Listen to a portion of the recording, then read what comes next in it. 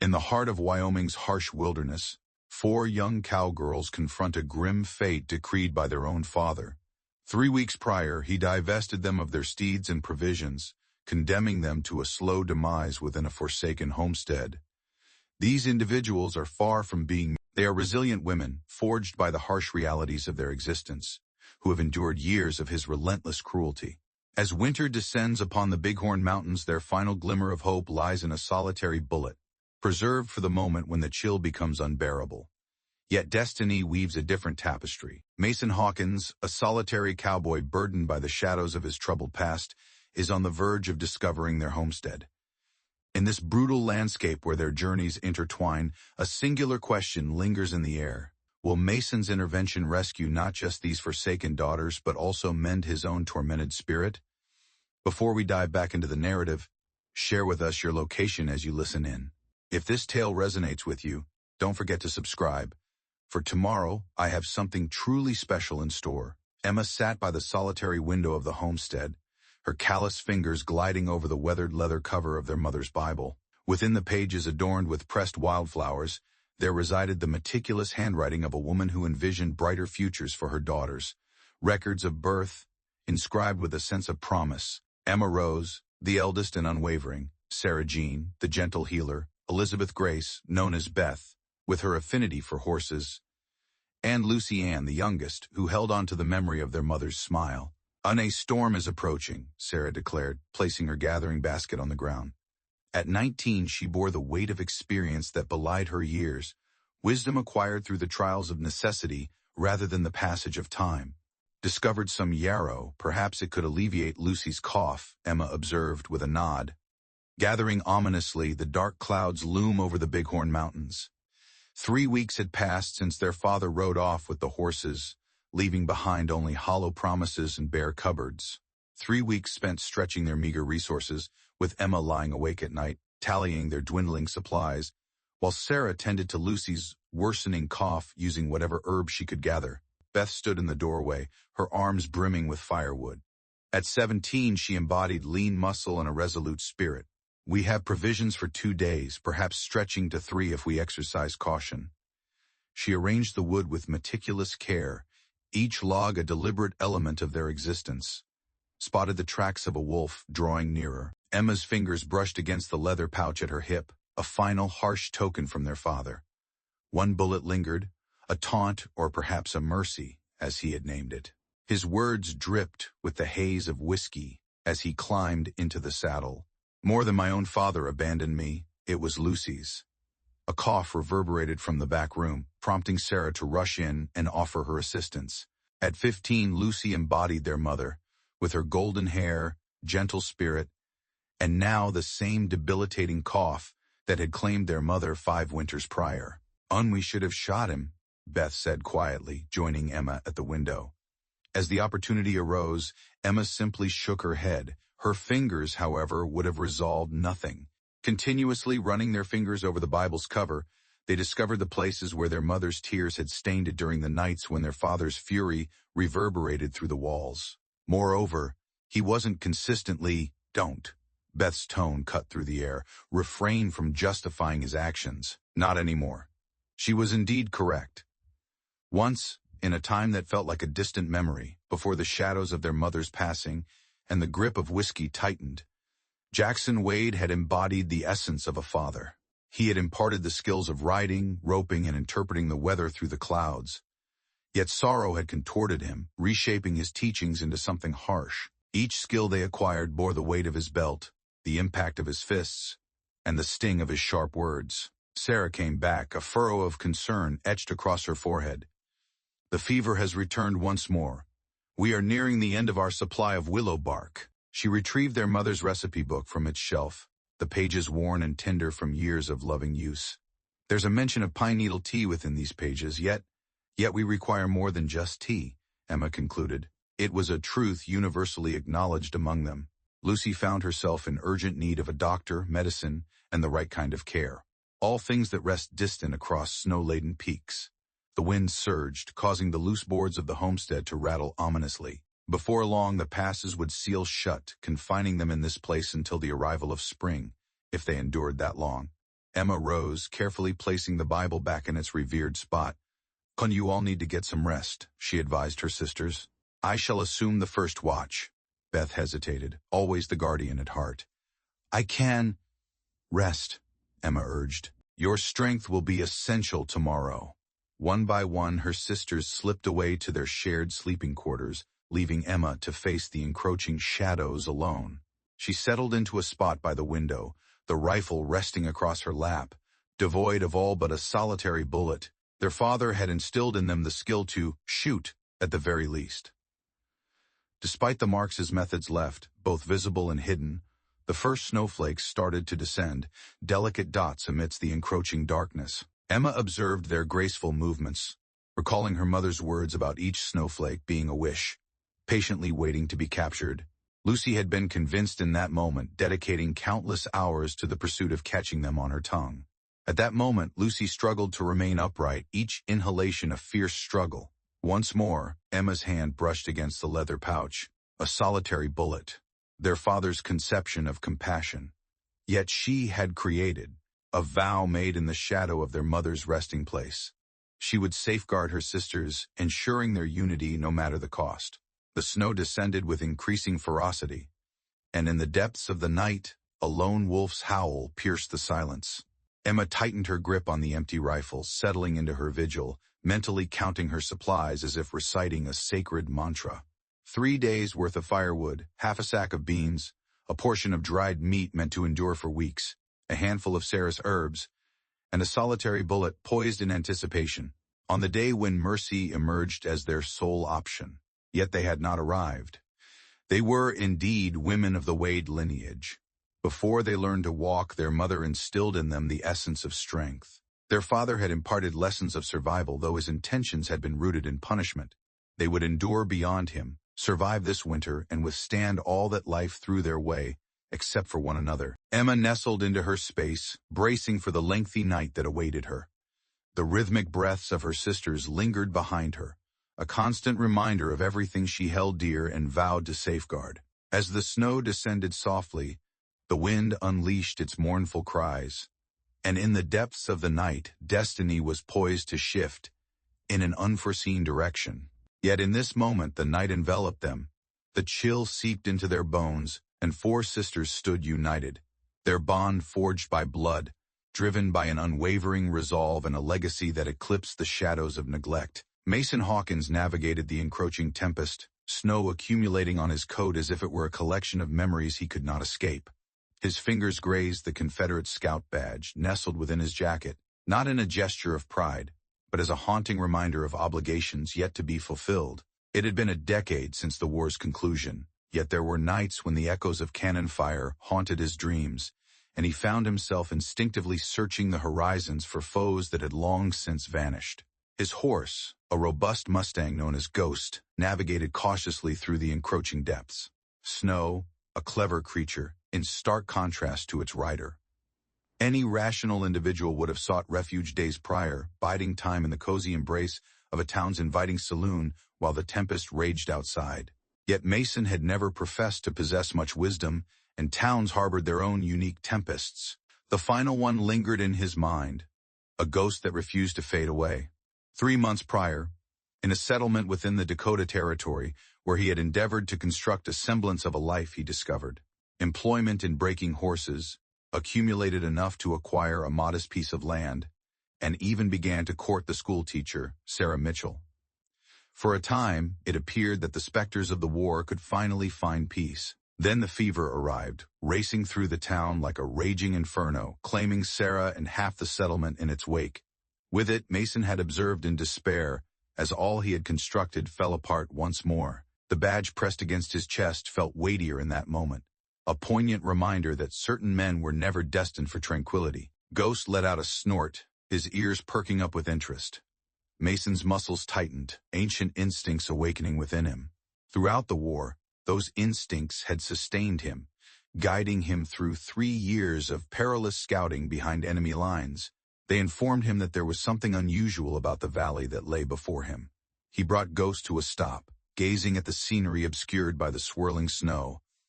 The forsaken McCullough homestead ought to be in close proximity. He had encountered it previously under more favorable conditions. Ancient. It was said that Jim McCullough had passed away 2 summers ago, as whispers circulated through the last town. The place had remained vacant since then, yet now a thin, desperate wisp of smoke curled from the chimney, battling against the backdrop of the gray sky. They might be squatters, perhaps outlaws, or simply individuals in distress. The conflict had revealed to him that the distinction was not always evident. Ghost shifted restlessly, eager for his rider to break free from the grip of contemplation. The horse possessed a greater wisdom. The tempest intensified, and they sought refuge. Mason's fingers brushed against the revolver at his hip, feeling the reassuring heft of the weapon. 6 bullets, along with the rifle nestled in its scabbard, exceeded the ammunition he'd carried on certain scouting missions. "Very well, Ghost," he whispered. "Let us discover who resides within these walls." They advanced with deliberate slowness, Mason's gaze absorbing the intricate details hidden beneath the blanket of snow. There are no horses in the rough stable, no new tracks were visible, indicating that whoever had been inside had lingered for some time. The windows were sealed shut, yet flickers of firelight seeped through the narrow crevices. The haunting howl of a wolf reverberated through the mountains. Nearer than one might prefer, Ghost's ears twitched, yet the horse remained unwavering. They had faced far greater dangers than wolves side by side. Mason stepped down from his mount at the boundary of the clearing, traversing the thickening drifts on foot. His injured knee, a remnant from Shiloh, grumbled against the chill. The badge rested on his chest, a silent inquiry waiting to be answered. What sort of scout had he become, drawing near to an unfamiliar door amidst the desolate chill of winter's wilderness? Yet he was aware of the answer. He remained just as he had always been, the sort who couldn't simply ride past trouble, even when reason urged him to tend to his own affairs. The sort who had witnessed an abundance of loss, rendering them unable to overlook the opportunity to avert further tragedy. The wolf let out another haunting howl, and in response, a chorus of voices echoed back through the night.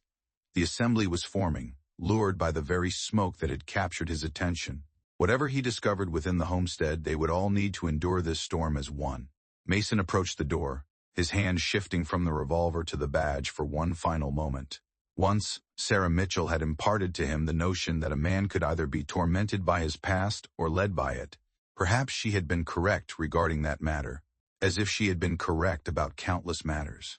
He lifted his fist to rap against the door, pondering the specters that lingered beyond its threshold. The knock reverberated through the homestead, sharp and sudden, reminiscent of a gunshot. With a swift motion, Emma raised her rifle, the sound still lingering in the air as Sarah and Beth materialized beside her, their presence marked by an unspoken precision. In the dimly lit back room, only Lucy lingered, her cough subdued by the heavy walls surrounding her. "Greetings, are you there?" A man's voice rang out, unwavering amidst the gusts of the wind. A horse in need of refuge from this tempest. Emma locked eyes with Sarah, recognizing her own reflections in the depths of her gaze. A solitary figure posed a diminished danger, yet it also resulted in a scarcity of witnesses should his motives turn sinister. Beth's grip on the fireplace poker tightened. It was a crude weapon, yet she had mastered the art of making do. "We're not seeking company," Emma replied, her voice steady even as her heart raced. A moment of stillness follows. "The storms are intensifying and the wolves are encroaching. I would prefer not to set up camp right outside your door, but I will if necessary." Emma adjusted her position, maintaining a steady aim with the rifle. A hollow menace that echoed from the rifle, yet he remained oblivious to its true nature. She retrieved an empty grain sack from beside the door, its worn fabric whispering stories of more prosperous days. She resolved that her horse could find refuge in the stable. "You may rest in there as well. We'll ensure to bring you something to eat." Yet another moment of stillness. The snow murmured softly against the walls. After a moment of contemplation, the man conceded with a nod. "I am Mason Hawkins, and I am grateful for the refuge provided." His footsteps crunched away, echoing in the silence as they listened intently. Beth peered through a narrow crack in the shutters, making her way to the stable, she reported. Just one horse, as he mentioned. Only a revolver and a rifle were in plain sight. Her eyes, keen and observant, captured nuances that eluded the attention of others. "He is favoring his left leg. It appears to be an old injury." Sarah meticulously wrapped the cornbread and dried meat in a cloth, her hands moving with practiced ease. "If he is injured, he may require—" Emma interrupted her. "We guide him through the tempest, that is all. One cannot afford to jeopardize any further." Yet, the healer within Sarah stirred to life. Did you catch how he introduced himself, stating his name outright, without any attempt to impose himself? Desperate men do not behave in that manner. Her argument was valid. Their father's companions, those who occasionally arrived inebriated and menacing, never revealed their true identities, nor did they easily respect boundaries. Lucy's cough shattered the stillness, raw and resonant. Emma's determination faltered. Assistance was essential, or at the very least, they ought to avoid antagonizing the first individual they had encountered in weeks. She resolved to bring him the food. Beth, ensure the door remained secured. Sarah remained by Lucy's side. The storm struck her with the force of a tangible blow as she ventured outside, snow biting at her cheeks. The door of the stable stood firmly shut against the elements, a warm glow of lamplight seeping through the tiny fissures that marred its surface. With a measured step, Emma advanced, her fingers brushing against the cold metal of the bullet, nestled within its pouch. If misfortune struck, she would ensure he accompanied her into the fray. Mr. Hawkins," she called as she approached with the food. "Enter gently," he replied. "My horse is easily startled during storms." Emma slipped through the doorway.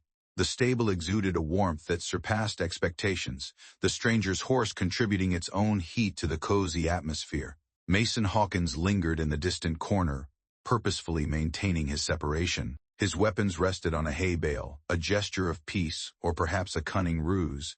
She couldn't discern which just yet. With a nod of gratitude, he replied, as she placed the neatly wrapped food before him. Bathed in the soft glow of the lamplight, she had the opportunity to observe him in detail. A face marked by time, with strands of gray weaving through his beard, yet his eyes remained bright and unwavering. He maintained his hands in plain sight, his movements deliberate as if he were soothing a fragile creature. "A untamed steed." "A cough medicines," he said abruptly. "Are you running low?" Emma tensed. "Have you been eavesdropping on our walls? Have you been a scout long enough to decipher the signs? The herbs, suspended in time, dry gracefully by your window. Willow bark. Yarrow. There's someone unwell in there." He acknowledged the vacant grain sack that she continued to hold tightly. "And you're depleting more than just your supply of medicine. We take charge." "Of course you do. However, I have provisions secured on my steed. Excess beyond my requirements, incorporating pharmaceuticals." He shifted his gaze to the horse. Actions conveyed with a deliberate pace. He extracted paper-wrapped parcels from the depths of a saddlebag. Willow bark. "Sweetheart, some dried elderberry might—" He paused, uncertainty flickering in his eyes. "A guide revealed the method of its preparation to me. Beneficial for alleviating coughs." Emma examined the provided supplies. A battle of suspicion and desperation raging within her. "What is the reason behind this? This winter has borne witness to the loss of too many lives." A certain rawness in his voice resonated with authenticity. "I lost someone to fever a few months ago. There was nothing within my power at that moment.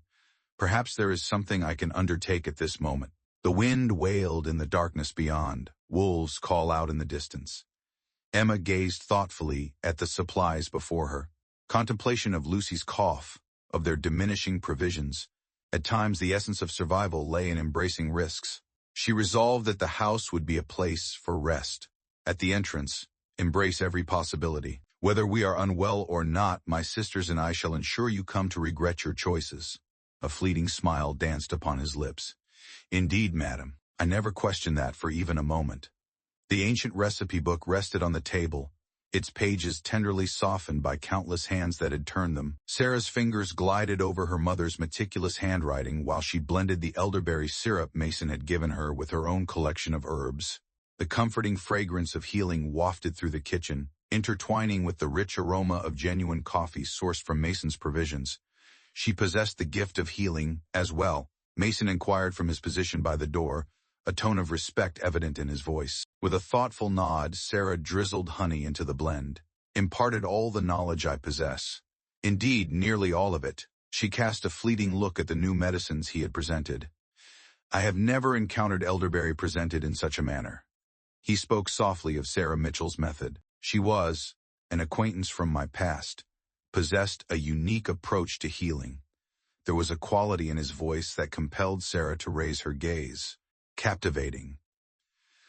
A shadow swept across his face, yet just as the question formed on her lips, Lucy's cough resonated from the back room, accompanied by Beth's soft words of reassurance. "It's ready," Sarah declared, carefully straining the mixture into a cup. With a moment's pause, she extended it toward Mason. "Could you deliver it to her?" At times, the presence of a fresh visage can transform the experience of taking medicine. Emma, observing from her corner, shifted slightly but remained silent. They had engaged in this playful challenge throughout the evening. Subtle acts of faith, responses that are meticulously measured. Mason held the cup with care, with unexpected tenderness. In the dimly lit back room, Lucy reclined against a mound of blankets, with Beth nestled close by her side. The younger sister's eyes grew wide at the sight of the stranger, her expression revealing a blend of curiosity that overshadowed any hint of fear. "Brought something to soothe that cough," Mason murmured, his voice gentler than they had ever heard it. "It tastes better than it smells, I assure you," Lucy said with a smile. "It surely can't be more unpalatable than Sarah's typical concoctions." I heard Sarah's voice calling from the kitchen, and for the first time in weeks, Lucy's laughter echoed throughout the homestead. Beth observed, Mason observed intently, as Lucy took a sip of the medicine, her hold on the fireplace poker beginning to wane. As Lucy concluded, Beth's shoulders eased even more, devoid of any grimace. "Share her story with us," she said abruptly, "the wise healer who imparted knowledge of elderberry to you." Mason took a seat on a nearby stool, maintaining a respectful distance while remaining engaged. Sarah Mitchell, in a Dakota settlement, she held the esteemed position of schoolteacher, possessed an uncanny ability to perceive the depths of a soul, understanding their needs even before they themselves were aware. His voice bore the heavy burden of recent sorrow. 3 months ago, I lost her to fever. With a crowd of familiar faces surrounding her, Lucy extended her delicate hand, making contact with his. Arm adornment. "I apologize, but our mother? It was a fever indeed, 5 winters past." The ensuing silence carried a distinct quality, contrasting sharply with the earlier charged stillness. Emma stood in the doorway, cradling their mother's cherished recipe book in her hands. "Sin documented it all," Emma remarked, extending the book. "Knowledge ought not to perish with its guardian." She turned to a page adorned with a delicate pressed wildflower. Here it is. Her remedies for fever. Unlike Sarah's, yet perhaps, Mason examined the meticulous handwriting, the desiccated bloom. Perhaps each held fragments of a shared reality. He raised his gaze to meet Emma's eyes. "My sincere gratitude. Thank you for sharing this." Emma inclined her head in agreement. A modest act, yet profoundly meaningful. As she began to speak once more, her voice held a calm assurance. "The coffee is prepared and waiting. Genuine coffee. Not that faux chicory we've been feigning with." Sarah stumbled upon a few pages of her mother's cherished biscuit recipe. Their assembly took place in the kitchen. The storm continues to rage outside, though it feels less menacing now. Mason generously offered his coffee and supplies to others. In a gradual unfolding, the sisters revealed their tale. The loss of their mother, the deterioration of their father, the long years spent enduring his harshness. "Say she hadn't always been cruel," Sarah remarked, reflecting Emma's earlier defense. "Yet sorrow and spirits transform a soul." Mason completed his task. "I have witnessed it unfold. Conflict has that effect as well. Transforms your understanding of who you are." His hand moved to his chest, a familiar, unthinking motion they had observed previously. Beth, with her keen eye, noticed a flash of metal concealed beneath his coat. "Were you a soldier?" "Scout," he amended. "The side of the Confederacy. While the reason may not fill me with pride, the men I managed to keep alive are a source of my unwavering pride." He held their gaze unwaveringly. "Conflict revealed to me the art of deciphering signals and following the flow of motion. Abilities that sustained my existence. Abilities that," he cast a fleeting look at their father's vacant seat, "abilities that could prove useful in this context."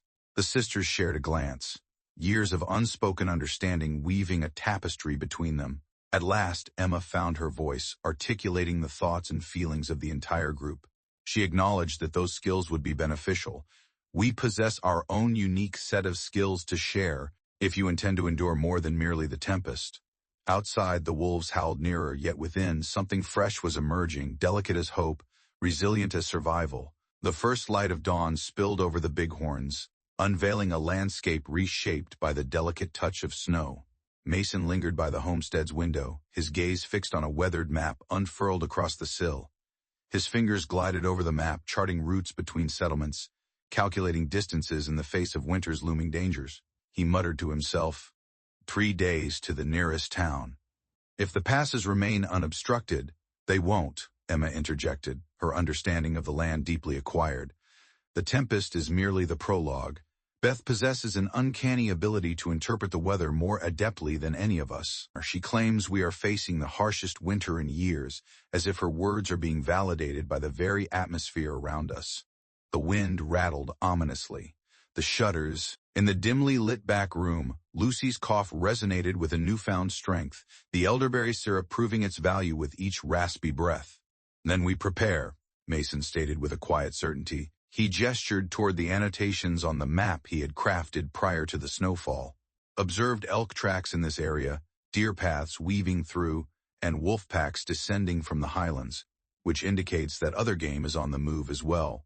Emma examined his notations, her admiration deepening with each line. With a keen observer's gaze, he noted not only the paths of game, but also the locations of water sources, the protection of sheltered valleys, and the prime sites for setting snares. Beth is our strongest contender. She has made a generous offer, and Sarah possesses the knowledge of which plants endure the winter's chill. I possess the uncanny ability to discover mushrooms in places where others fail to see them. And you, Mason inquired softly, what is your expertise? Emma's fingers brushed against the bullet pouch at her hip, a familiar motion he had observed previously but never inquired about. Ain't I keep us alive, she said, her voice steady and unadorned. Just as he was about to reply, Beth flung open the door, her attire speckled with snowflakes. Something was caught in. The snares, she declared. A large rabbit, and I discovered additional firewood buried beneath the snow where the ancient oak had succumbed. Sarah emerged from the kitchen, her coat already in hand, ready to step out into the world. I'll assist with the load. I need to inspect the willow trees regardless, as their bark is most effectively stripped just prior to storms, Mason observed as the younger sisters ventured out together, their movements confident and assured. The profound blanket of snow, they possess a deep understanding of their craft. It was a lesson that needed to be learned, Emma remarked. Her fingers glided along the map's edges, discovering locations that whispered of brighter times. Her father imparted some lessons to her. As he remained motionless, she came to a halt, resolute in her decision to forego any further justifications. And you imparted the remainder of the knowledge, Mason concluded. With meticulous care, he rolled the map and tucked it securely into his coat. Reveal to me the locations of your mushroom haunts. The sun is shining and we have time to spare. Throughout the morning, Emma guided him to the secret spots she had unearthed during her years of foraging. Mason contributed his insights, revealing how bark could be ground into flour and which roots retained their nourishment beneath the snow. By midday, their bags brimmed with treasures.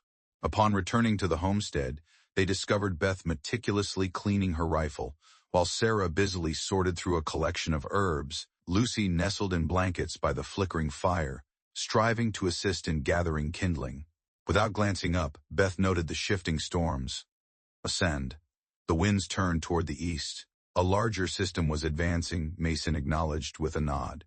He had observed it as well, the manner in which the clouds were gathering, the shift in the air's density. What is our status on ammunition? A hush enveloped the surroundings. Emma's hand reached for her bullet pouch once more, and this time Mason grasped the meaning behind her gesture. A solitary bullet, reserved for moments of utmost desperation. Right, he remarked, extending his hand toward his own cartridge belt. Let us address that matter first. He meticulously arranged the shells, counting each one with precision. 20 for the rifle, 18 for the revolver, not wealthy, yet sufficient for the pursuit of game. Beth's eyes grew wide at the proposal, yet Emma simply shook her head in response. We cannot accept, not accepting, conveying. Mason's voice resonated with unwavering strength. Food, shelter, and an understanding of the land are at your disposal. I possess resources, remedies, and expertise at your disposal. In my view, we either endure winter together, or we face its challenges alone.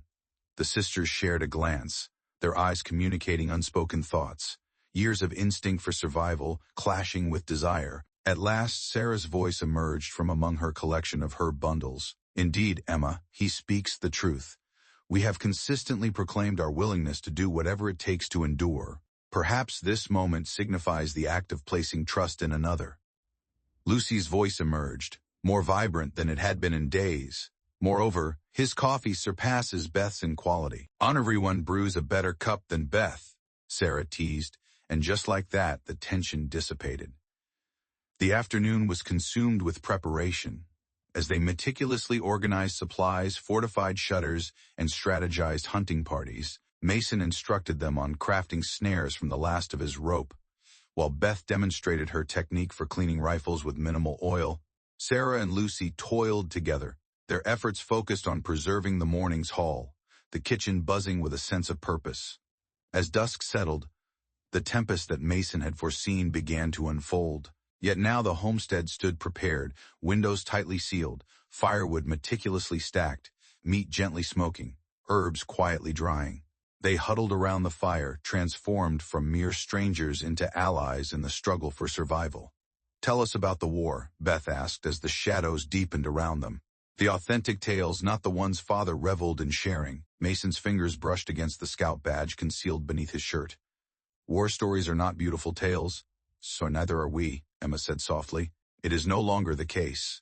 Once more, the snow started to descend from the sky. Yet within those walls, enveloped by the hum of preparation and the promise of what could be, it seemed less a menace and more a comforting embrace, shielding them from the harshness of the outside world. The shattered horse bridle dangled from a nail by the door, its tattered leather bearing witness to countless years of toil. As Emma delicately worked on the frayed edges, a sound caught her attention. Hoofbeats, softened by the blanket of snow, approached steadily. Beth felt it as well, her hand halting, suspended in motion, while she meticulously tended to her rifle.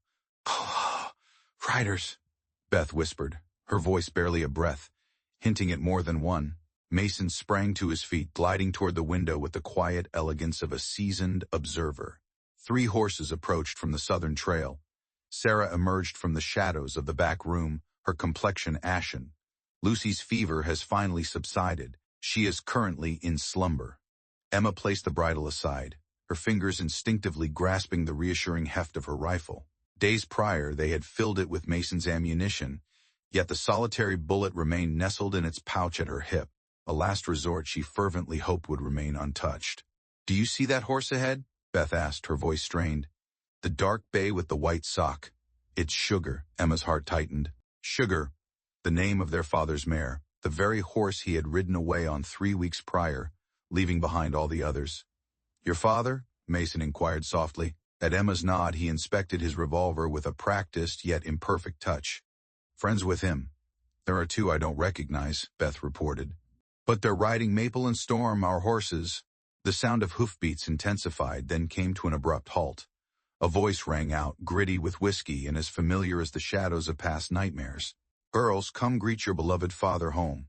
Emma locked eyes with Mason. He perceived the trepidation within, yet also the unwavering resolve that lay beneath. "It's your decision," he remarked with a straightforward tone. With determination, Sarah slipped into the back room, placing herself as a barrier between the looming threat and their slumbering sister. Meanwhile, Beth stationed herself by the window, rifle poised and alert. Emma, steeling herself, approached the door with purpose. "What is it that you desire?" she returned the call. Jackson Wade's laughter carried a tinge of bitterness. Winter's breath whispers through the air. "I wish to see my girls. I've brought along some friends to assist in getting this place back on track. It operates just fine in your absence. Is that truly how you address your father?" His tone grew steely. "Open this door, girl. Go make me break it down." Emma's grip on her rifle tightened. "You abandoned us to perish." "Abandoned you to gain wisdom," he retorted fiercely. "As my father instructed me, it's not my responsibility if you lack the resilience to endure without—" He paused suddenly. "Who's that by the window?" "A man in there with my daughters," Beth muttered under her breath. Mason was seen. The sharp, unmistakable sound of numerous weapons being drawn echoed through the fragile walls. "Last chance, girls," their father called. "Open up and release whatever sidewinder you're concealing, and perhaps my friends won't have to feel agitated." Mason stepped toward the door, but Emma positioned herself in his way. "Don't," she whispered. "He's not here to talk." "No," Mason agreed. "Yet, I have encountered his sort. Before, let me try something." Before she could intervene, he declared, "And name's Mason Hawkins, Mr. Wade, a former Confederate scout just seeking refuge from the storm with these fine ladies." A moment of silence followed then. "Confederate, is it? Which unit are we discussing?" 3rd Virginia Cavalry, under Stewart himself, scouted from Chancellorsville to Gettysburg, all the way to Appomattox. Another pause. Emma could almost perceive her father grappling with this revelation. He had always held a sense of pride in his own fleeting war service, despite the fact that he had encountered little genuine combat. "Prove it," Wade insisted. Before embarking on a raid, Stewart's men would often share a particular saying. What could it have been? Mason's voice resonated with clarity and assurance. "Charge forth to the echo of the cannons, lads. Ride to the sound of the guns." Wade's laughter was softer now, lacking its previous sharpness. "Well, hell, why didn't you say so? Reveal yourself, and let us engage in proper discourse." "Oh, sir," Mason replied, his voice carrying back through the air. "With all due respect, I believe it would be prudent for us to converse through the door. Your girls have put in tremendous effort to achieve. This location is prepared for the winter season. Can be ashamed to squander their efforts on needless violence. Needless." One of Wade's companions interjected, his words thick with drink. Nothing needless about instilling respect in ungrateful brats." Emma sensed Beth's movement beside her, steadying her aim through the window. With a calm rhythm, Sarah's breath echoed behind them, a silent vow to shield Lucy at all costs. "Mr. Wade," Mason pressed on, his voice measured yet laced with an underlying firmness. "I've witnessed too many honorable souls unravel after the war, observed the destructive power of sorrow and spirits. Yet I have also witnessed men rediscover their path. Do not lecture me. Regarding my daughters," Wade's voice snapped with intensity. "They belong to me to teach, to nurture into strength. They are already plenty strong," Mason said softly. "Strong enough to endure 3 weeks of winter on their own. Robust enough to welcome an outsider and assess him justly. Resilient enough to wish their father could recall the man he once was." A hush enveloped the scene, interrupted solely by the whisper of the wind and the restless movements of horses beyond. Emma held her breath, the gravity of the moment pressing against her chest like a tangible ache. At last, Wade broke the silence. His voice transformed, imbued with a weariness that spoke of time and struggle. "You got supplies in there, food, medicine?" Sir. "Yes, sir," Mason replied. "Sufficient to share should you be inclined to converse amicably." A lengthy silence followed, then the unmistakable sound of a rifle being secured. "Mount up, boys," Wade commanded his companions. "A storm is brewing. Return to the past. We'll seek refuge elsewhere." "Sir," one of them began to object, but I interrupted. "Shh, mount up." Wade's voice resonated with a commanding presence. They listened as the horses were turned. But then Wade's voice rang out once more, echoing in the stillness. "Scout, sir. You ensure their safety, do you understand? Protect my girls or I will return, and it won't be for a conversation. Is that clear, sir?" They heard the hoofbeats disappear into the tempest. It was only when the sounds had vanished entirely that Emma lowered her rifle, her hands trembling. Beth shifted to her side, and Sarah stepped out from the back room, while Mason observed them all with a silent comprehension.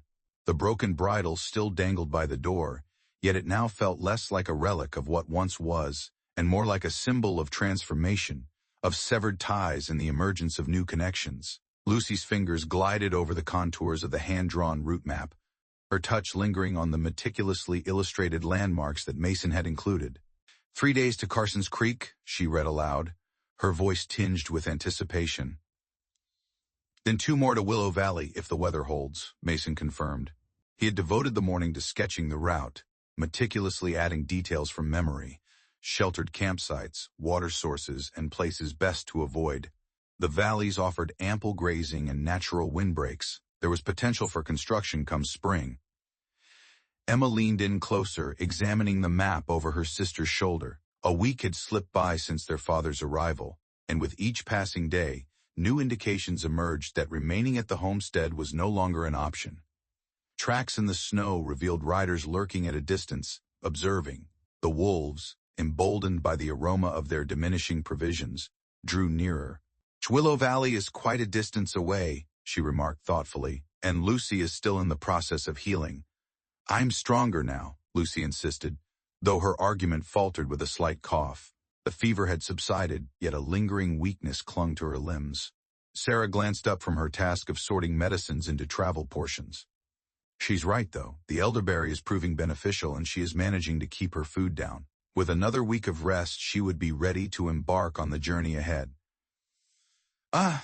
We may not have a week," Beth remarked from her vantage point by the window. She had become increasingly watchful since their father's return, dedicating countless hours to observing the paths that led to them. The riders draw nearer, their gaze no longer passive, but charged with intent. "They are devising a plan," Mason acknowledged with a nod.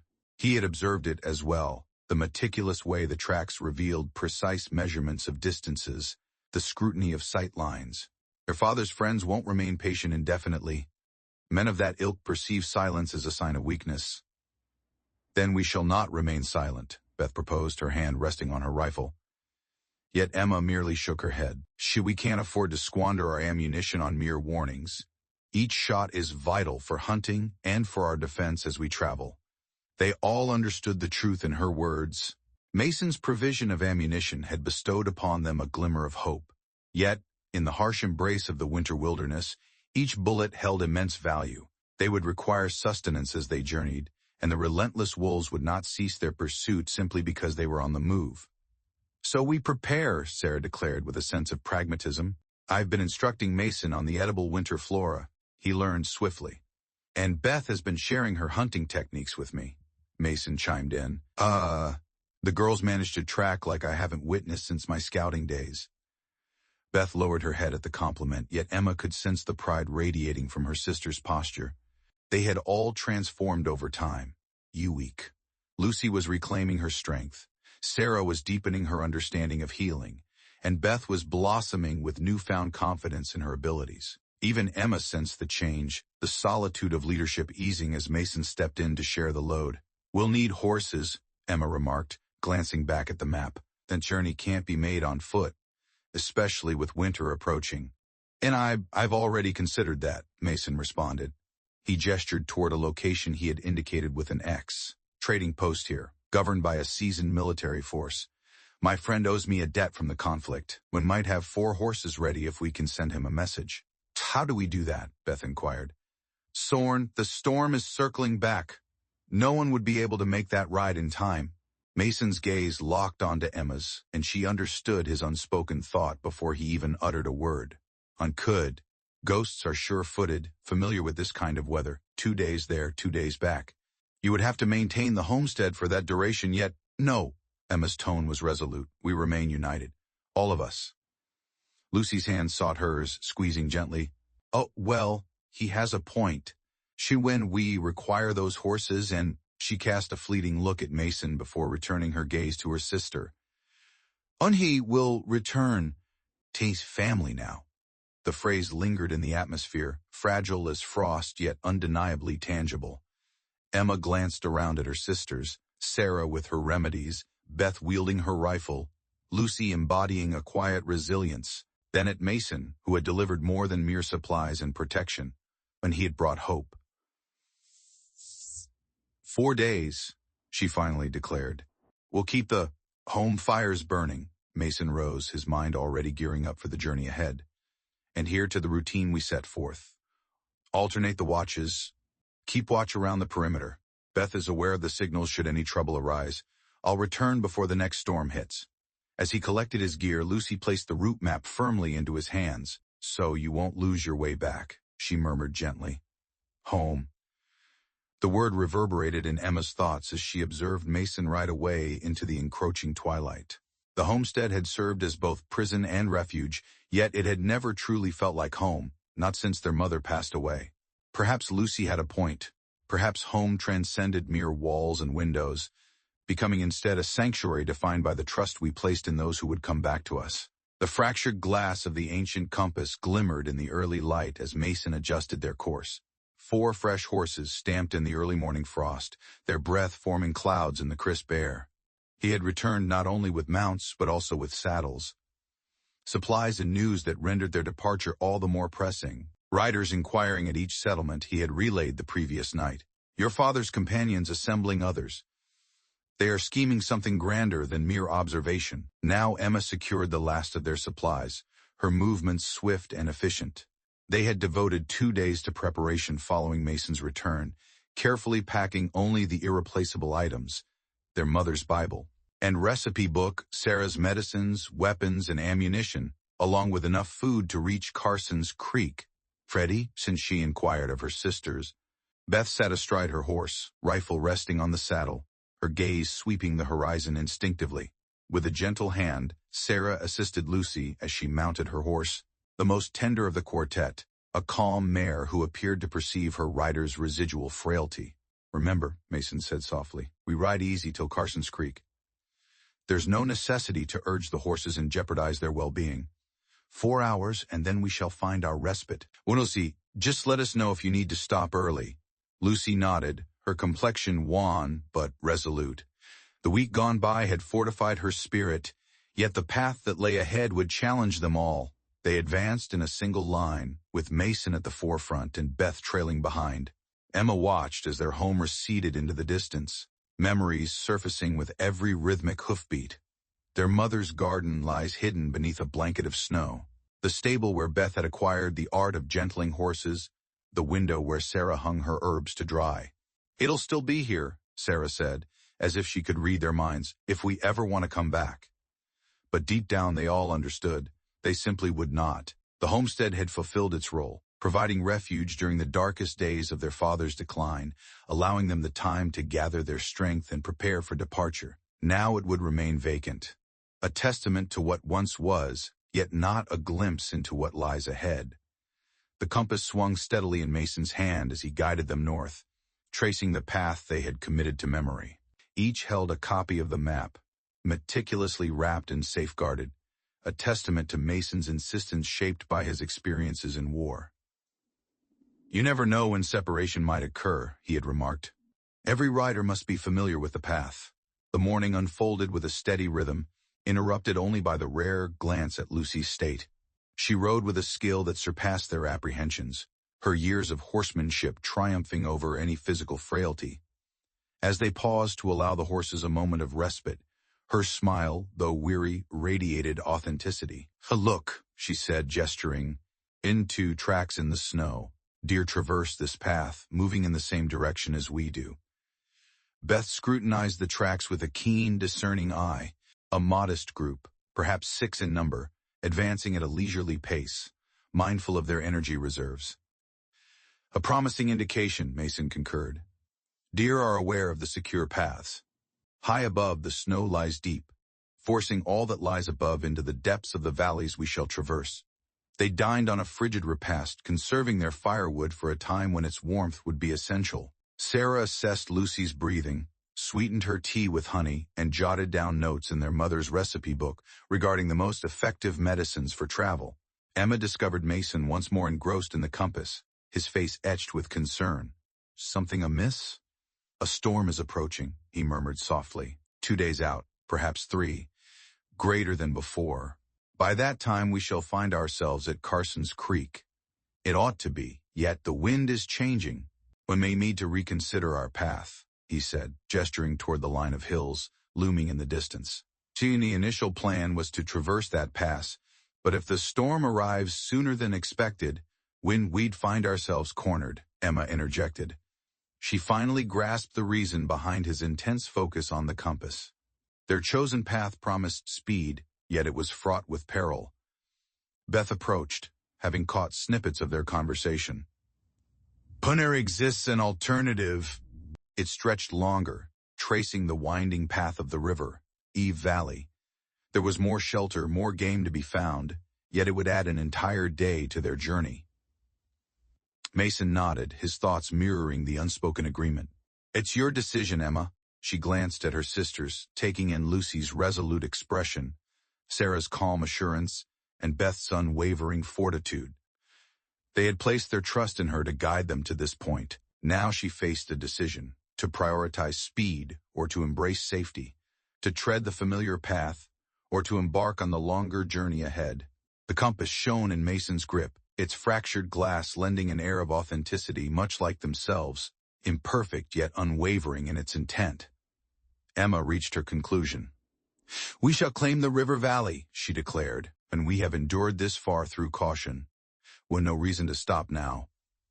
As they mounted up to continue, a wolf's howl echoed from the hills they had chosen to avoid, serving as an omen that affirmed their decision, or perhaps a reminder that the longest path could often be the most prudent.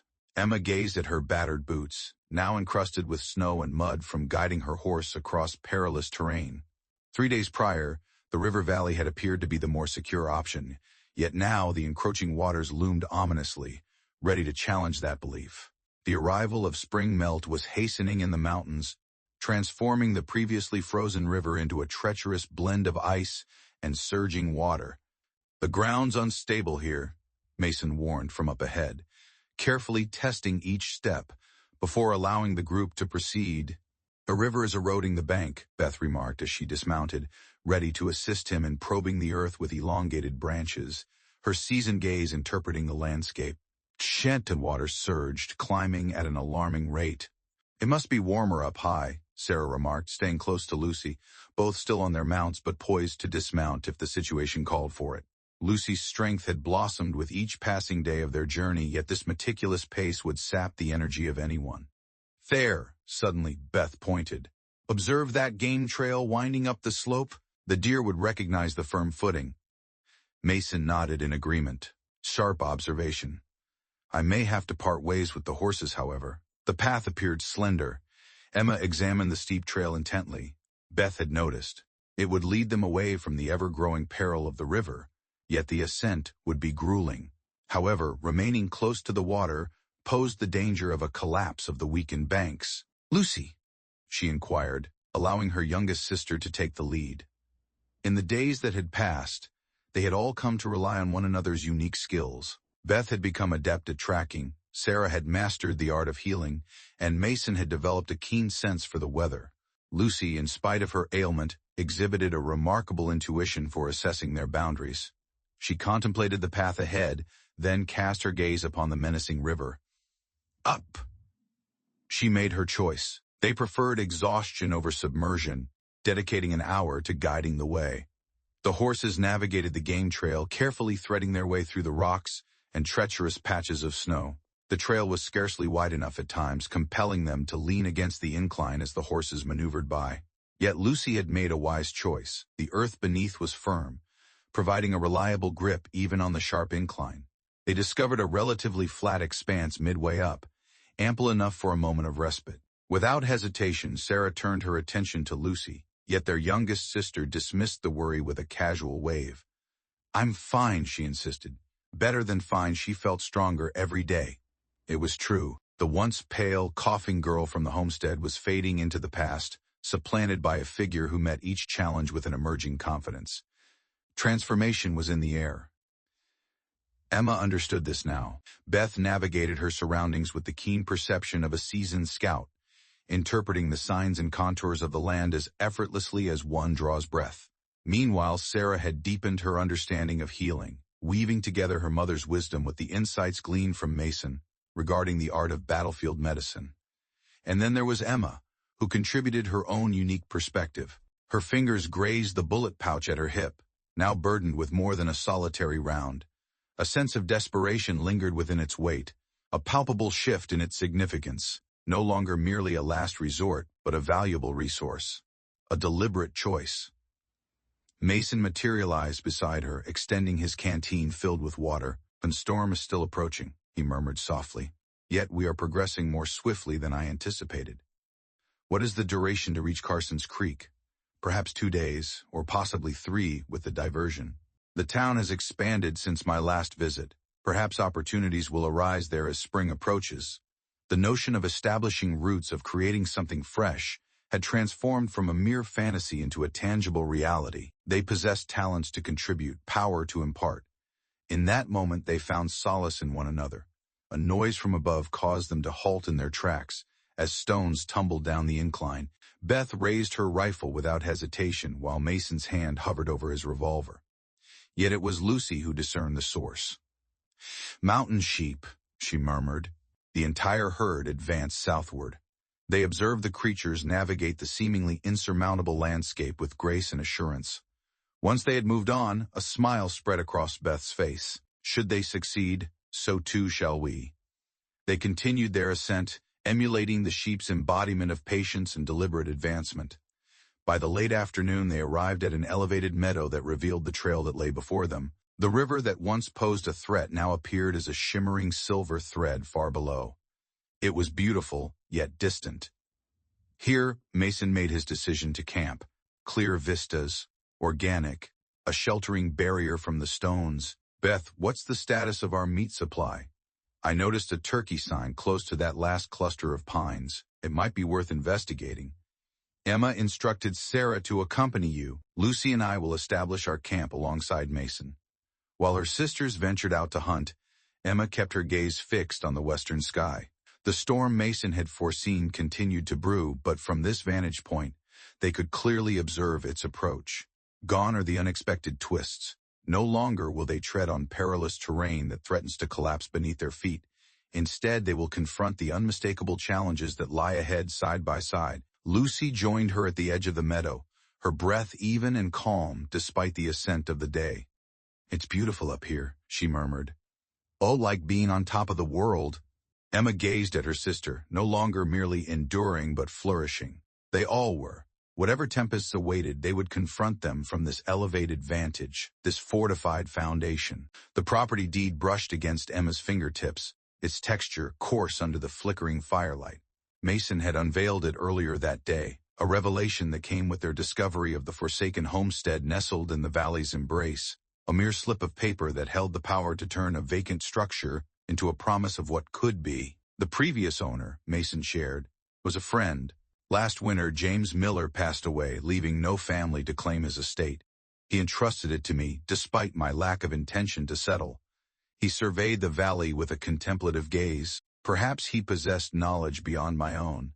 The valley unfolded as a dream realized, a refuge from biting winds, abundant with fresh water and lush grazing grounds. The homestead stood resilient, crafted by hands that comprehended the rigors of mountain winters. Even Beth, their most ardent skeptic regarding potential shelters, had given her nod of approval to the defensive position. High ground, she had remarked, offered clear views of both approaches. One could detect trouble from miles away. As dusk enveloped their prospective new abode, Sarah meticulously examined the dried herbs she had discovered in the kitchen. The previous occupant clearly possessed a deep understanding of herbal remedies. Remarkably, they cultivated some of the very same plants her mother had tended to. Lucy was on her own journey of discovery as well.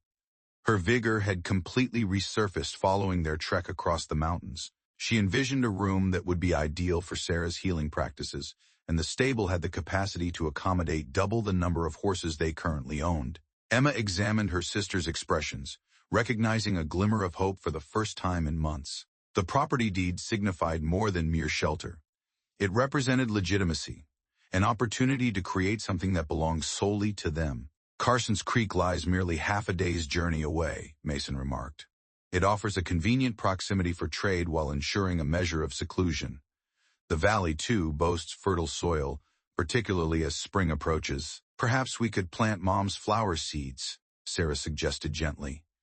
She had brought them along, tenderly wrapped in the pages of the family Bible. It would be lovely to create a proper herb garden. Beth came back from surveying the perimeter, her rifle resting easily in her grip. There were no fresh tracks, save for those of deer and rabbit, a promising hunting ground. Discovered a few aged snare lines ripe for reconstruction. Emma cast her gaze upon the deed once more. Mason's companion had inscribed it not long past, his unsteady script hinting at the weight of time or affliction. Below that lay a space for a new name, a blank slate, poised and ready to be filled. "So, we don't have to decide now," Mason said, as if reading her thoughts. "Carson's Creek remains in a state of anticipation, should you lean towards the charm of town life. Yet, Emma observed the way Lucy glided her fingers over the walls, and how Sarah was already envisioning spaces to dry her herbs, how Beth's eyes meticulously traced the contours of defensive positions. This valley resonated with a sense of belonging that had eluded them since their mother passed. What name would we give it, she pondered, mostly to herself. Four Sisters Ranch, Lucy proposed without hesitation. A fleeting look at Mason followed, as if to imply, or perhaps five. The name lingered in the atmosphere, imbued with a sense of anticipation. Emma recalled her mother's words, inscribed in the family Bible. A home is constructed on love before timber. They possessed both now, a bond forged in love, and the promise of wood waiting to be transformed. "We'll need supplies," Beth stated with a sense of practicality, yet her tone danced with anticipation. "Seeds for planting, tools for repairs." "Carson's Creek has all we require," Mason replied, "and the spring cattle drives will necessitate rest stops. One could establish a venture providing grazing land and fresh horses." Sarah was already compiling lists within their mother's cherished recipe book, intertwining ranch necessities with healing recipes. Medical assistance could also be provided. The closest doctor is a 2-day journey from this place. Emma sensed the vast possibilities that lay ahead, not merely existing, but seizing the opportunity to flourish. Every skill they possess discovering its true significance. Beth excels in tracking and hunting, while Sarah possesses a remarkable talent for healing. Lucy has an extraordinary connection with horses, Mason's experience, her own resilience in keeping them united. "Five Sisters Ranch," she finally uttered, weighing the significance of the words.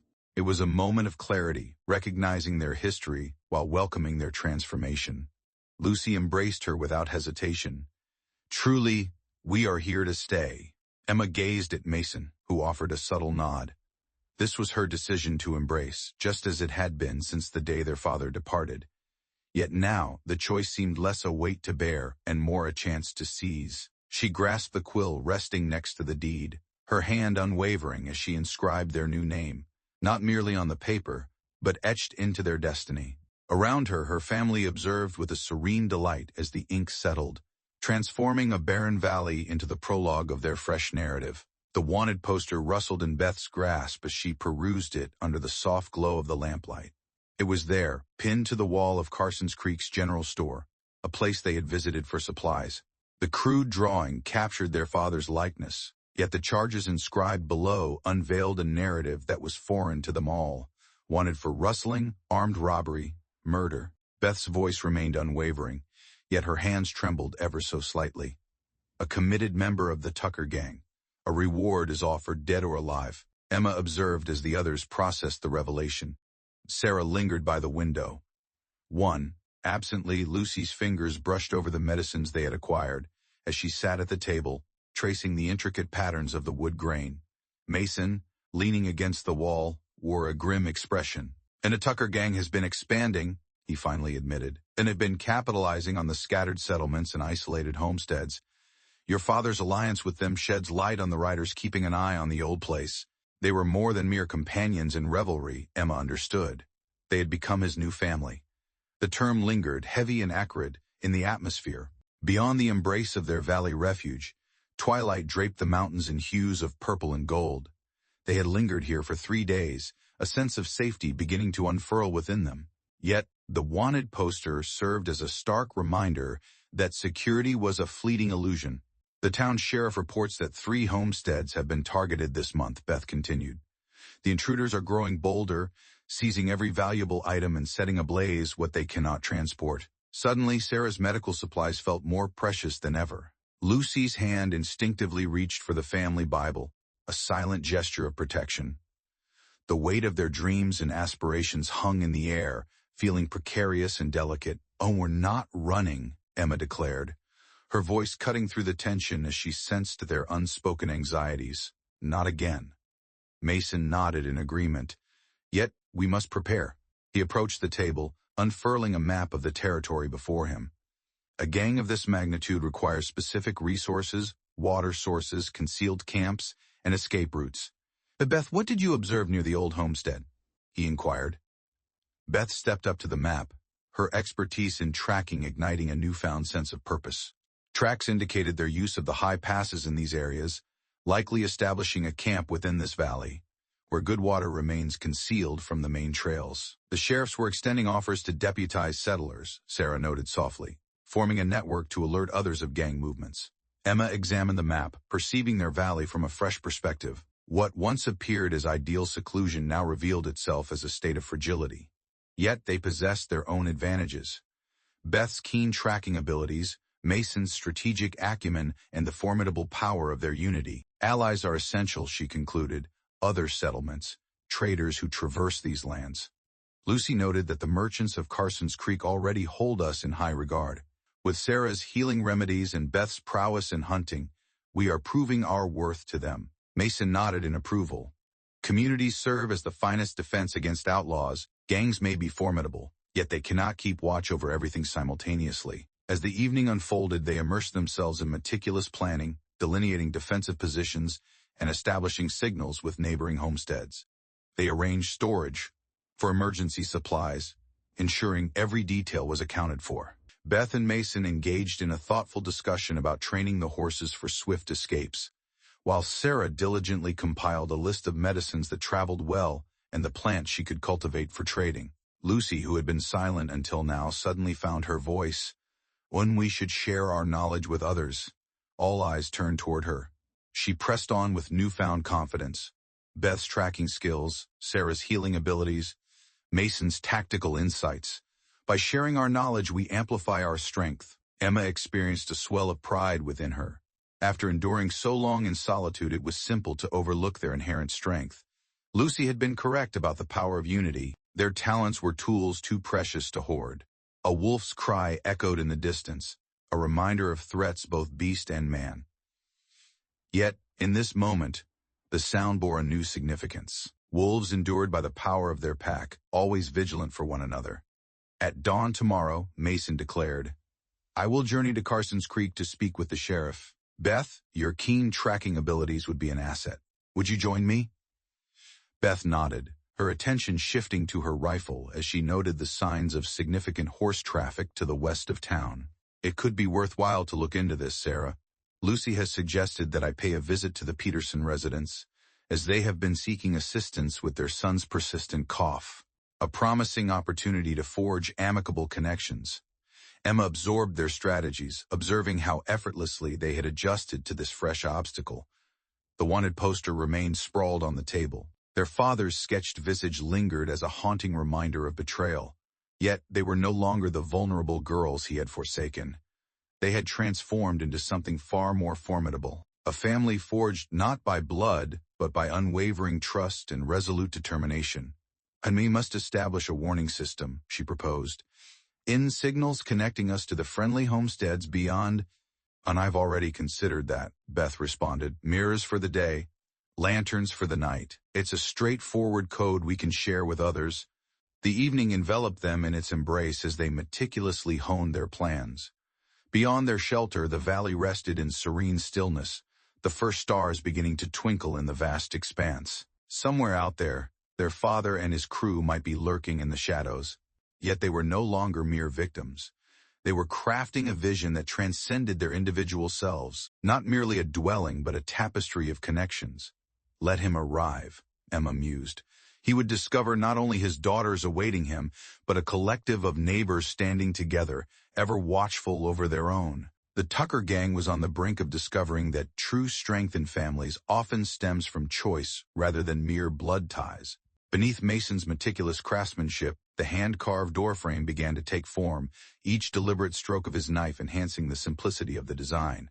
Above the entrance of the ranch house, 5 stars, one for each of them, materialized from the wood, a testament to their bond. Below he had etched their new name, 5 Sisters Ranch. It's perfect, Lucy remarked, observing him intently. She sat close by, mending tack and offering her quiet companionship. The morning sun bathed the valley in warmth, whispering promises of early spring. Though you weren't technically a sister, Mason chuckled softly, smoothing over a rough edge. I suppose not. It could be altered to 4 sisters and a dilapidated scout, but Lucy asserted with conviction, 5 sisters is our identity now. Families extend beyond mere blood ties.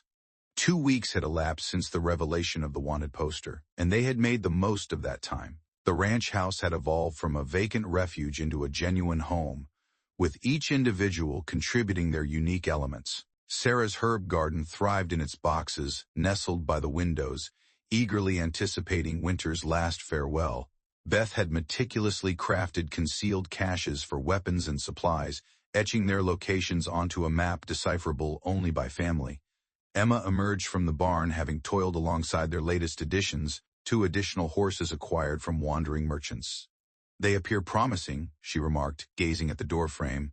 Robust and inviting all at once, their ambition had crystallized into a singular vision, to create a haven that served as both a bastion and a refuge. The fortifications, though understated, were undeniably potent. Beth's strategically arranged mirrors had the potential to send signals that could be seen from great distances. Sarah had carefully concealed her medical supplies across various hidden storage locations. Meanwhile, Lucy's diligent efforts with the horses guaranteed that they could mount up and depart at a moment's notice if the situation demanded it. "Riders approaching," Beth announced from her vantage point. 2 individuals, the son of Peterson and his father, found solace in the recent news. The bond between the Petersons had deepened, particularly after Sarah's assistance in alleviating the boy's ongoing cough. Now they had become familiar faces, woven into the expanding tapestry of allies the sisters had nurtured. "Brought you something," young Tom Peterson declared as they approached. He presented Sarah with a meticulously wrapped package. "Ma dried extra herbs upon hearing of your dwindling supply." Sarah unwrapped the bundle, a smile gracing her lips as she recognized the familiar plants. "Your mother's yarrow truly stands unmatched. Convey my gratitude to her."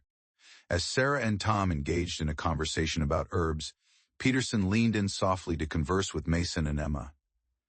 "I noticed unusual tracks to the west of our property. Several horses galloped with weighty strides. It could be inconsequential, yet..." Caution was the wiser path, Emma concluded.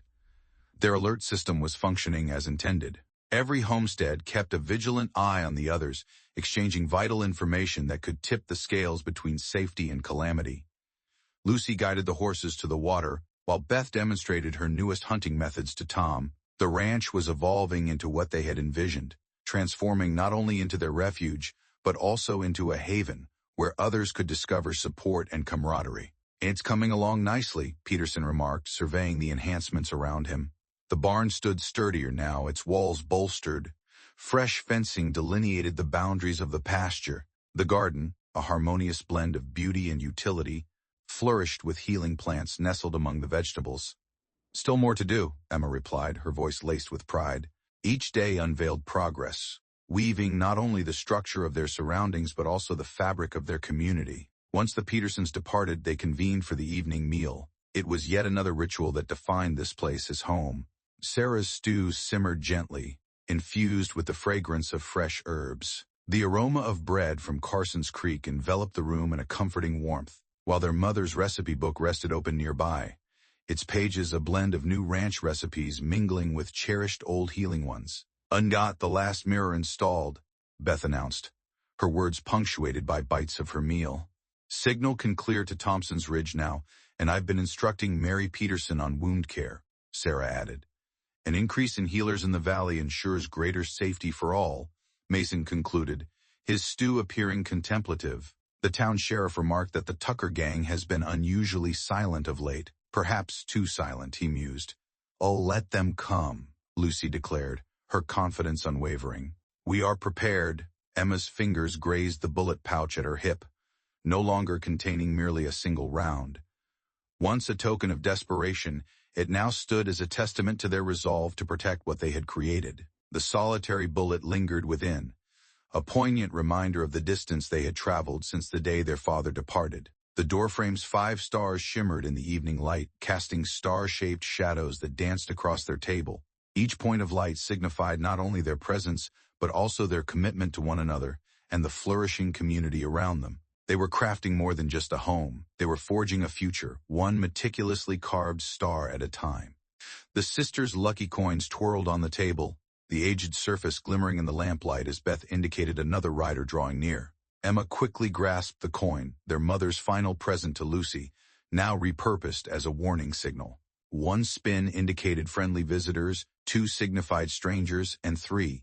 The coin whirled 3 times before Beth's voice pierced the stillness of dawn. The Tucker Gang, a formidable assembly of at least 8 riders, glided through their tasks with an air of practiced efficiency, each member acutely aware of their designated role. Sarah took charge of securing the medicines and documents. Lucy prepared the horses in the hidden back stable, her movements deliberate and precise. Mason and Beth assumed their positions at the defensive points they had meticulously arranged weeks prior. Emma's fingers brushed against the bullet pouch at her hip before she confidently drew her rifle. Amidst the shrouded morning mist, she discerned the riders drawing near, and leading them was a figure she had fervently wished to avoid. "Hello, girls," Jackson Wade's voice echoed across the valley. "Your dear pa's come to call." Emma remained silent, her gaze fixed through the rifle sight. Their father perched upon his horse, exuding the same arrogant slouch she recalled, yet now she perceived something new. The steely resolve in his gaze, the manner in which his companions fanned out with calculated ease. He was no longer merely their inebriated father. This was a gang leader with a history of bloodshed. "Now, don't hold back," he urged, drawing his horse nearer. "I have some companions here who are keen to meet my gifted daughters. Here, you've created a remarkable sanctuary for yourselves."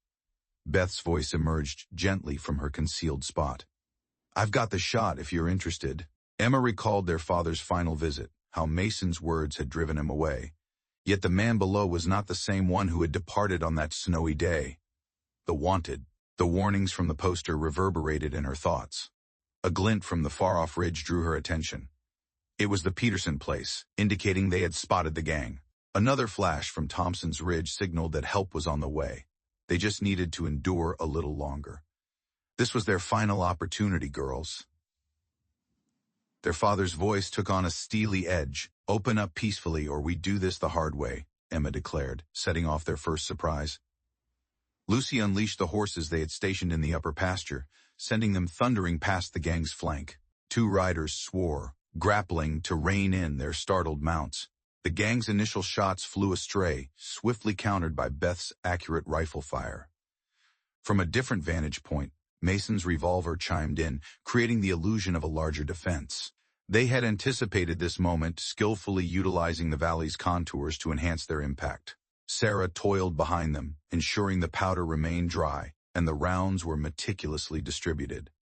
Lucy stood by with fresh horses, prepared for a swift retreat should the need arise. Every precaution they had taken, every defense they had meticulously planned, was now set into motion. Ungrateful brats, their father's fury was palpable now. "After all I imparted to you."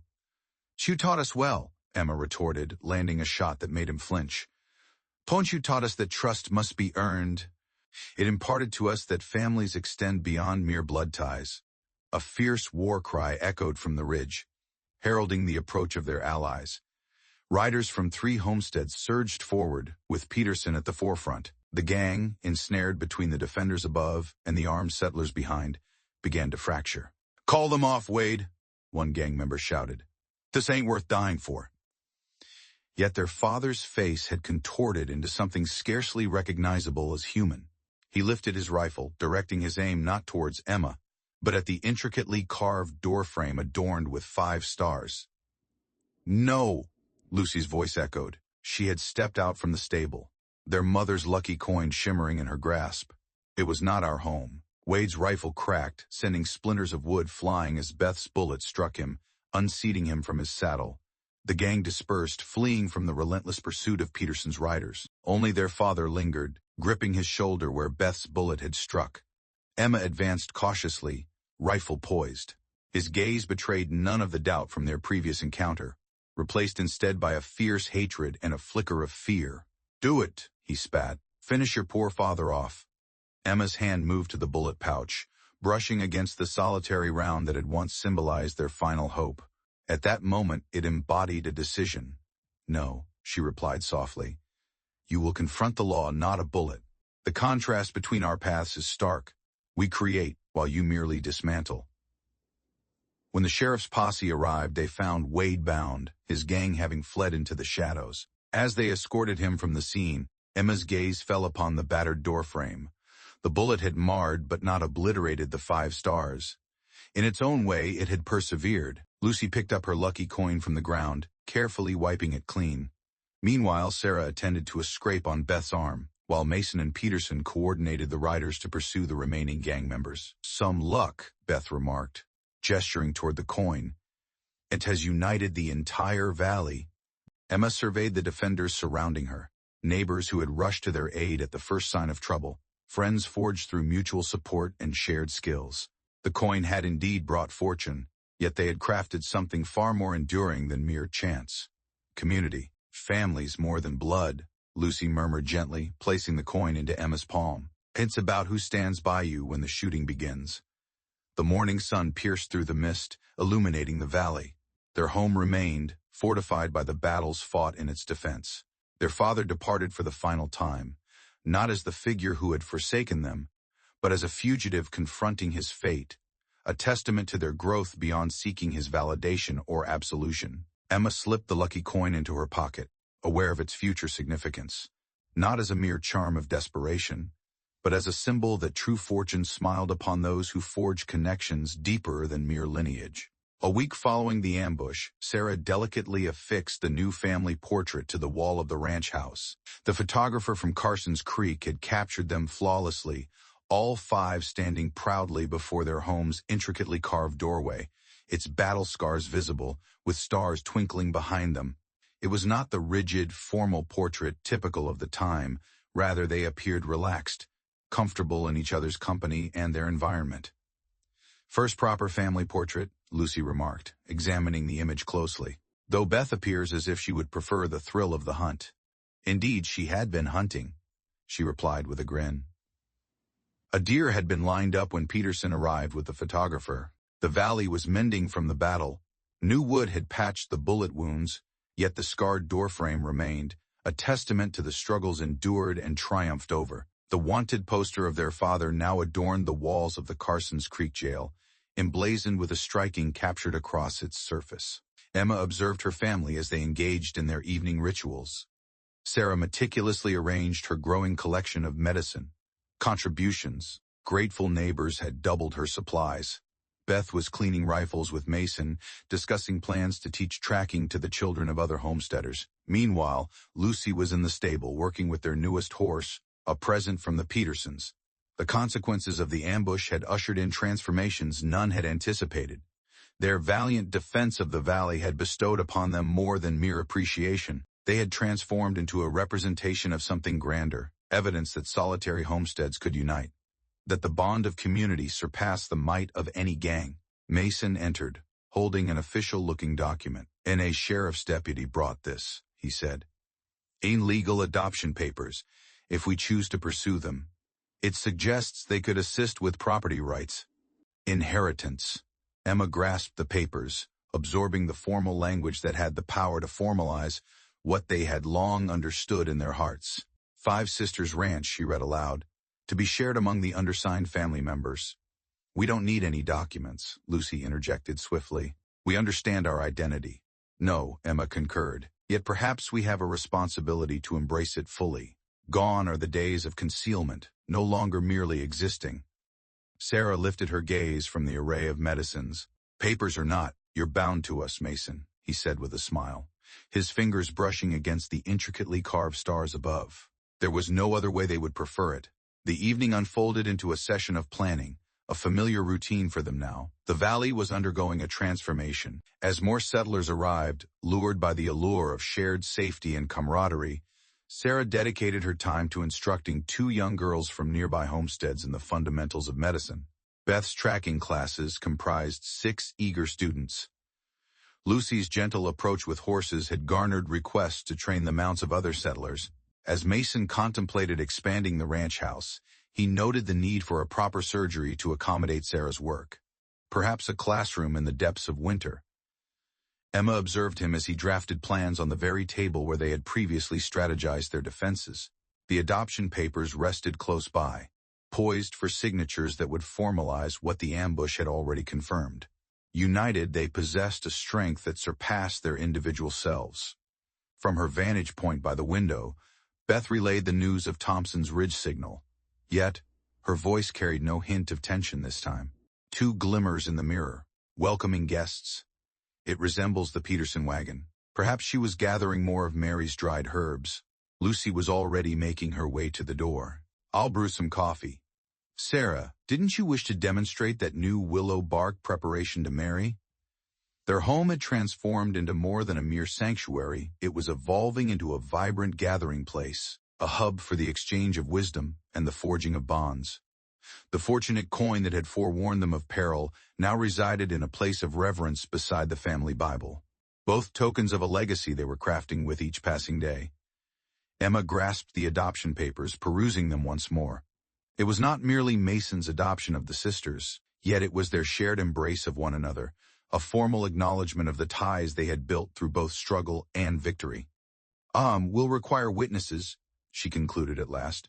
A valley brimming with them, Beth responded, individuals who truly understand the essence of this family. The Petersons' wagon came into view now. As it traversed the winding valley road, another wagon trailed closely behind. An influx of visitors was on the horizon. Additional connections, more threads in the intricate tapestry of community they were crafting.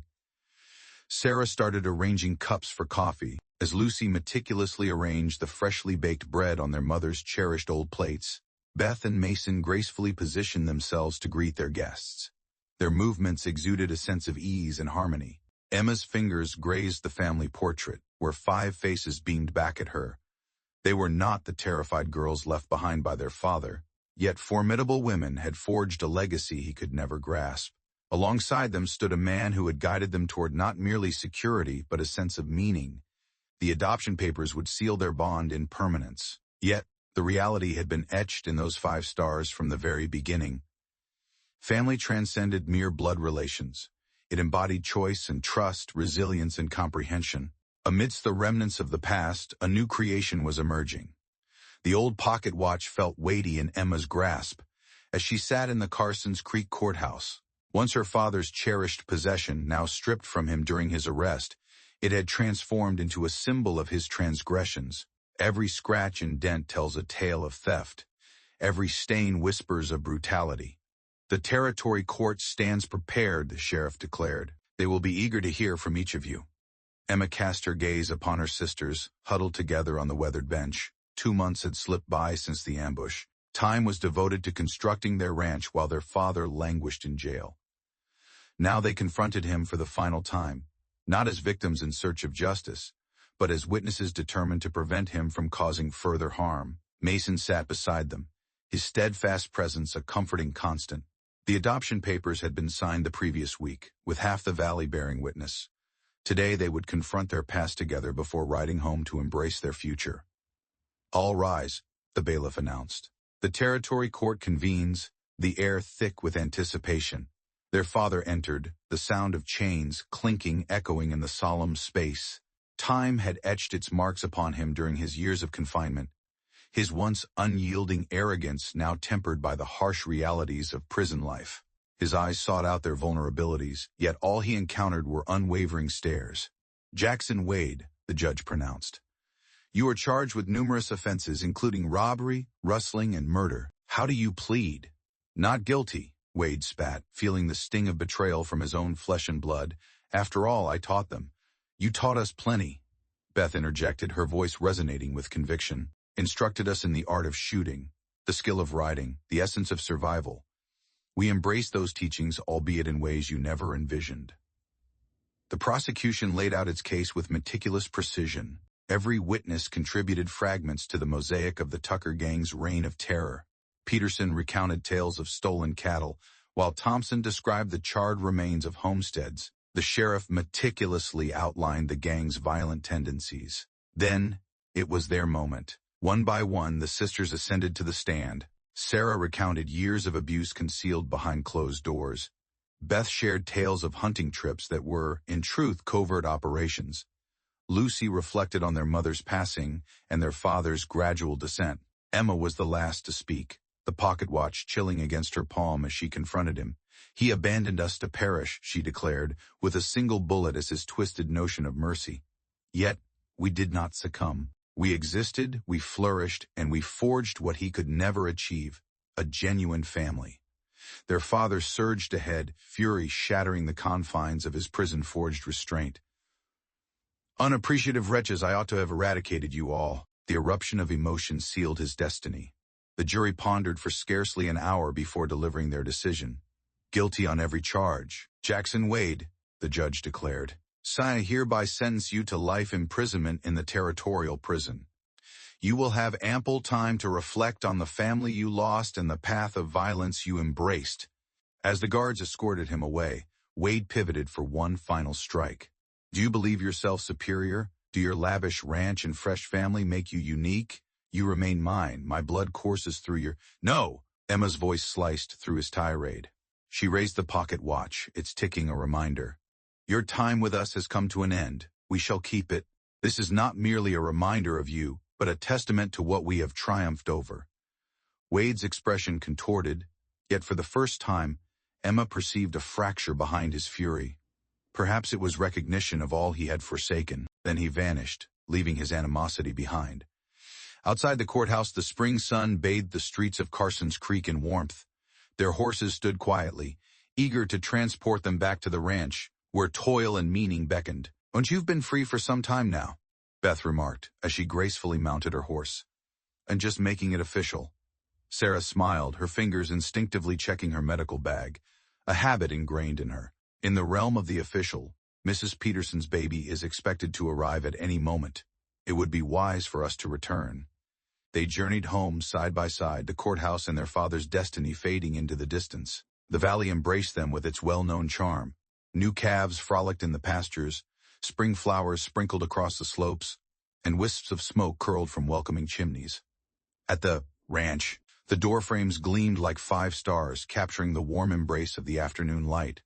On the table within, the adoption papers rested beside their mother's Bible and Lucy's cherished lucky coin. And there, alongside them, lay a new document. The deed to the neighboring valley lay in hand, acquired through the diligent savings from their flourishing trade in horses and healing. "Room to expand," Mason remarked, observing the expressions on their faces. "Construct something grander than our individual selves." Lucy grasped the pocket watch, examining its weathered surface. "Pon we could melt this down," she proposed. "Beth requires new bullet molds." They chuckled at that transformation now finalized. The final trace of their father's influence had been reshaped into something practical. Emma's fingers grazed the bullet pouch at her hip, now devoid of its final, desperate round. They had never required that last resort bullet. Instead, they had discovered more effective means of survival. "So it's time for evening rounds," Beth declared, her practicality shining through. She noticed deer sign near the north pasture, a subtle reminder of nature's presence. They continued with their evening rituals, each step a part of the familiar dance of the day winding down. Every task became a subtle homage to the life they had crafted together. The watch, once belonging to their father, now ticked softly in Lucy's possession. Its clever hands no longer counted his time, but rather their own, measured in moments of trust, growth, and a family formed by choice rather than obligation. In the embrace of spring light, the valley shimmered with golden hues, whispering of the possibilities that tomorrow might bring. The ranch sign, kissed by the morning sun, proudly proclaimed, "Five Sisters Ranch," inviting all who ventured by. Beneath the bold name, smaller letters detailed the array of services offered: horse training, healing, and hunting instruction. Emma beamed at the recent addition. "All are welcome." Summer had woven its magic through the valley. The herb garden brimmed with healing plants, some lovingly relocated from their mother's cherished patches. Fresh corrals housed horses eager for training, as students honed their skills in tracking. In the encircling hills, the ranch had flourished beyond their wildest aspirations, transforming into a vision their father could never have conceived. "A rider approaches," Beth announced from her customary vantage point. "It appears to be Marshal Jenkins." They had anticipated his arrival. Word of their triumph had circulated, and the territorial marshal sought to set up a relay station for his riders. Five Sisters Ranch, with its prime location and burgeoning renown, stood as his preferred option. Sarah stepped out of the operating room, having just completed the delicate task of mending a trader's fractured arm. "Lucy is by the creek with her students. Should I go get her?" "There's no need," Emma responded. "She has truly earned her place in the world of teaching." Lucy uncovered a remarkable talent for connecting with troubled horses and their owners. Her compassionate approach attracted individuals from 3 territories, with each success enhancing her growing reputation. Marshall Jenkins approached with a demeanor of respect. It was a stark contrast to the early days when men had brushed them off as mere girls pretending to run a ranch. "Ladies," he acknowledged them. "Mason is around assisting the Petersons with their barn raising," Beth replied. "However, we can certainly talk about the relay station. Emma is in charge of the contracts." The marshal nodded, his expression one of quiet understanding. It was common knowledge throughout the territory that Five Sisters Ranch, though open to all, was firmly under the stewardship of the sisters. Mason, considered family, had never sought to assert control, a choice that had garnered him respect beyond that of his adopted sisters. Within the confines of the room, Emma articulated their conditions with clarity. The ranch would supply fresh horses and riders for the marshal's mail service, alongside a secure refuge for his men. In exchange, they would gain not merely compensation, but also the esteemed title of a territorial way station.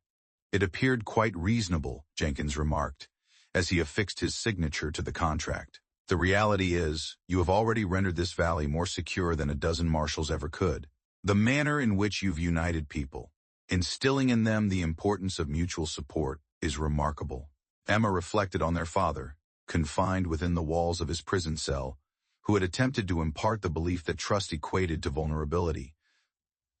The ranch stood as their defiance against that lesson. Evidence emerged that true strength was forged through connections rather than barriers. From the creek, Lucy's voice resonated, guiding her students in the art of horse handling. Meanwhile, Beth's tracking class immersed themselves in deciphering signs etched in the summer dust. In the garden, Sarah's latest apprentice diligently sorted through the herbs. "Sometimes," Emma remarked, "when people simply need an opportunity to discover more effective methods." The marshal, tipping his hat, conveyed a sense of understanding in his gaze.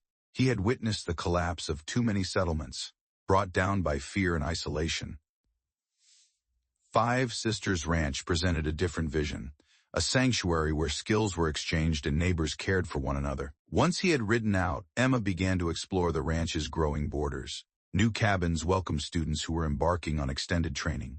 The surgery wing that Sarah had long envisioned was on the brink of completion. Beth's hunting classes had surged in popularity, necessitating the construction of a dedicated practice range. Mason arrived as twilight descended, dust from the barn raising clinging to his garments.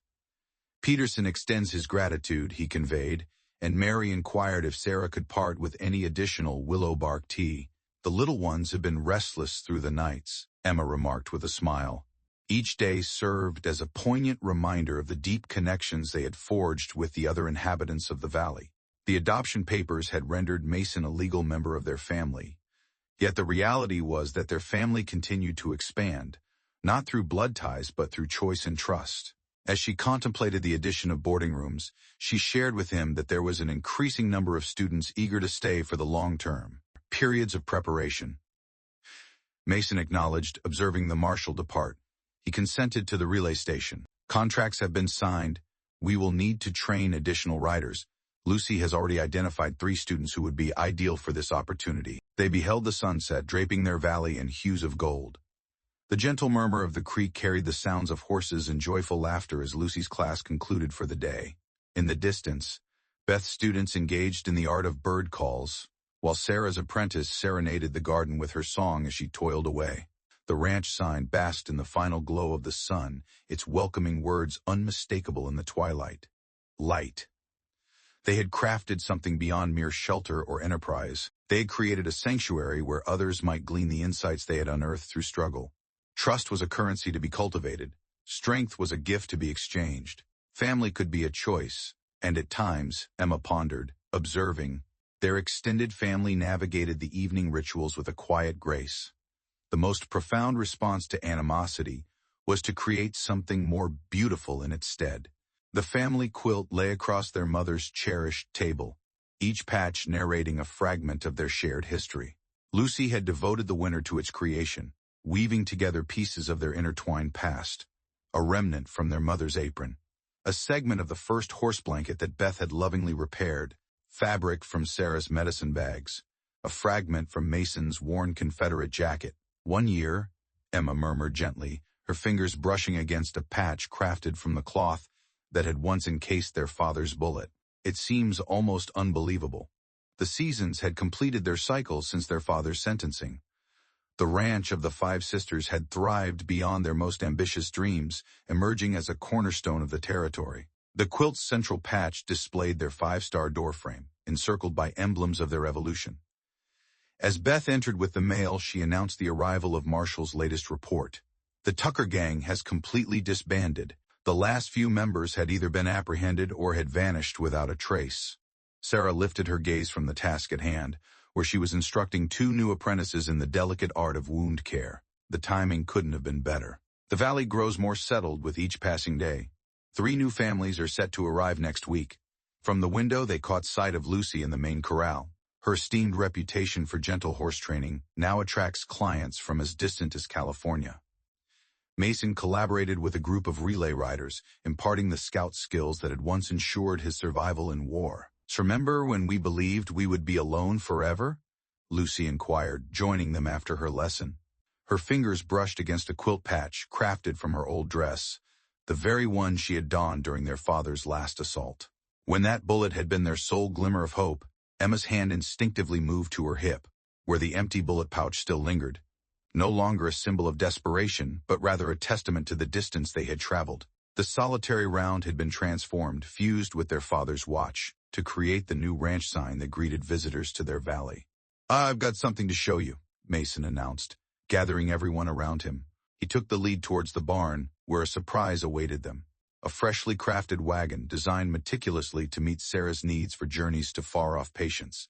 Valley had gathered the funds, he elaborated, declaring it was high time their healer possessed suitable means of transport. As Sarah gazed at the wagon's ingenious storage compartments, tears welled in her eyes. Each space was meticulously crafted to accommodate her growing assortment of medicines and herbs. The cherished recipe book from their mother would find a secure home here, ready to impart its wisdom to those in need. Meanwhile, Beth had her own revelations to share. The sheriff's requested my expertise to instruct his deputies in the art of tracking. He believes that the Five Sisters method ought to be the standard throughout the territory. They exchanged a moment filled with quiet pride. Their methods of operation, imparting knowledge instead of clinging to it, fostering trust rather than erecting barriers, had demonstrated resilience greater than any gang's intimidation or any father's harshness. The quilt's borders revealed their aspirations: new training facilities, enlarged stables, and dedicated classrooms for their expanding student body. Yet, at its core, those 5 stars persisted, echoed in every Five Sisters brand, every official document, every fragment of their expanding legacy. Mail Coach introduced another element. Beth recalled extracting a newspaper. The Carsons Creek Gazette featured an article about us, Five Sisters Ranch, a tale of how one family transformed the valley. They came together to read, each discovering fragments of their own narrative, woven into the fabric of a story meant for others to learn from. The piece conveyed their victory over neglect, their creation of a close-knit community, and their testament that family could be chosen and fortified through trust. As dusk settled, their extended family gathered once more, as was now customary. Students, apprentices, relay riders, and neighbors came together to share meals and tales in the ranch house their father had intended as a confinement. The quilt lay gracefully across their mother's table, its vibrant patches shimmering in the warm lamplight, each piece a narrative of survival turned into victory. Lucy's voice soared above the joyful tumult. "Should we reveal the new territory contract?" Emma smiled. The governor had come to them with the idea of creating more ranches like theirs, where skills could be exchanged, communities fortified, and hope extended to those in need. "Tomorrow," she said, observing their assembled family.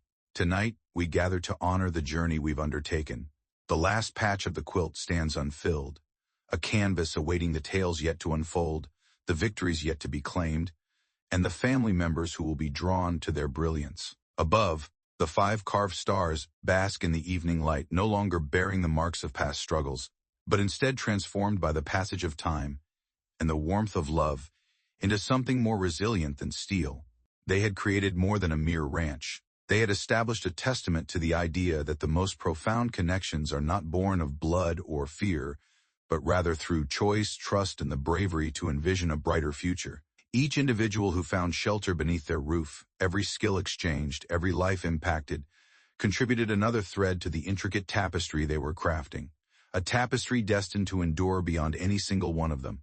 5 sisters, bound by choice rather than fate, had transformed not only a valley but the essence of what family meant.